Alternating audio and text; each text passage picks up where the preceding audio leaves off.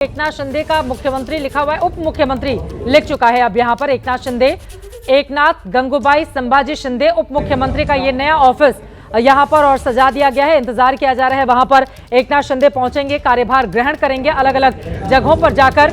और ये तस्वीरें सबसे पहले सामने आ गई हैं डिप्टी सीएम एकनाथ शिंदे की, जो अब से थोड़ी देर पहले तक कार्यवाहक मुख्यमंत्री के तौर पर जिम्मेदारी संभाल रहे थे और अब डिप्टी सीएम के तौर पर उनका एक नया रोल शुरू हो गया है। ये भी अपने आप में बेहद दिलचस्प है। मैं चाहूंगी चव्हाण जी अपनी बात को पूरी करें, उसके बाद मैं आऊंगी कि कैसे एक डिप्टी सीएम चीफ मिनिस्टर बन जाता है और जो चीफ मिनिस्टर रहता है वो डिप्टी सीएम बन जाता है। ये भी अपने आप में महाराष्ट्र ने एक रिकॉर्ड ही कायम किया है आज की तारीख में। चित्रा जी, देखिए, पहली बात तो ये है कि हमें जनादेश जो मिला उसका हम सम्मान करते हैं, पूरा सम्मान करते हैं। अभी जनादेश जो मिला है, भले ही हमारी संख्या सीमित है, लेकिन विपक्ष के नाते हमें मजबूती से जनता को न्याय देने के लिए जहां जहां जरूरत होगी हमें खड़ा रहना पड़ेगा। दूसरी बात मैं ये कहना चाहूंगा, अगर आपको लगता है कि अब विपक्ष कमजोर है, उसके पास संख्या ही नहीं है, तो ऐसे समय मैं आपसे भी एक अपील करना चाहूंगा। आप लोकतंत्र में मीडिया चौथा पिलर रहती है।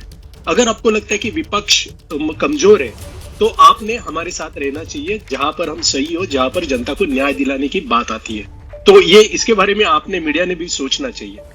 सर, मीडिया को विपक्ष के नेताओं के साथ नहीं रहना है सर, जनता के साथ रहना है। मीडिया अगर नेताओं के साथ खड़ा होने लगा ना, तो फिर जनता हमें नकार देगी। हम जनता के साथ खड़े हैं और जनता का ये जनादेश है। महेश चौहान जी, ये सही बात है, ठीक है, चूंकि यहाँ पर एक अलग तरह का सवाल है, जनादेश है, लेकिन इसी के साथ ही साथ आप लोगों को पैनी नजर भी रखनी होगी सत्ता पक्ष पर, और दूसरी तरफ आत्ममंथन भी करना होगा खुद के भीतर की 5 महीने में कहां से कहां आ गए आप लोग।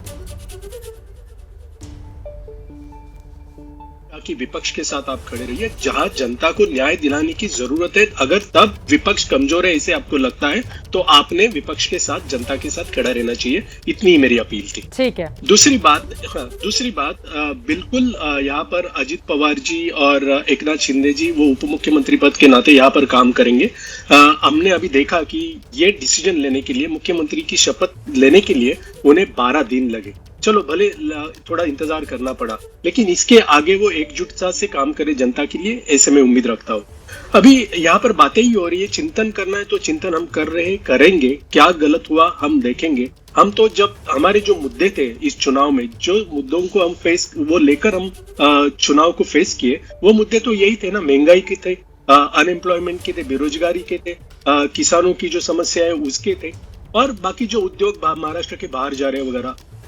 ऐसे कहा जा रहा है कि उसको लोगों ने नकारा, लेकिन हम नहीं मानते कि ये मुद्दों को लोगों ने नकारा है। अब मैं यहाँ पर और 2 टिप्पणियां करना चाहूंगा। लाडली बहन योजना का क्रेडिट एकनाथ जी शिंदे भी ले रहे हैं और महायुति के सभी नेता ले रहे हैं। उनको ऐसा लग रहा है कि ये जो चुनाव में उन्होंने जीत हासिल की, उसमें बहुत ज्यादा इसका ये योजना का सहभाग था। तो अब मैं ये कहना चाहूंगा कि यहाँ पर 2 ही बातें मैं कहना चाहता हूँ कि अगर